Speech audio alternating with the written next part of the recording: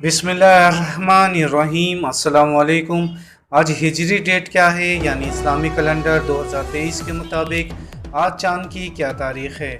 दोस्तों, ये बात आपके इल्म में होगी कि ये इस्लामी महीना रबीउस्सानी 2023 है, जो कि अरबिक कैलेंडर या हिजरी कैलेंडर की रूह से चौथा महीना है। और हमारे सारे त्यौहार चाँद की तारीख के हिसाब से ही मनाए जाते हैं।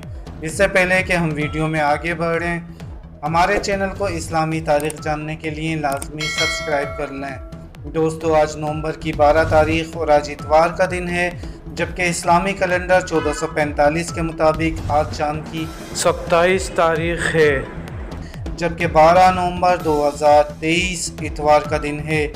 याद रहे, अगर आप ये वीडियो कुछ दिनों बाद मुलाहिज़ा फरमा रहे हों तो पहले नई इस्लामी तारीख़ ज़रूर कन्फर्म कर लें।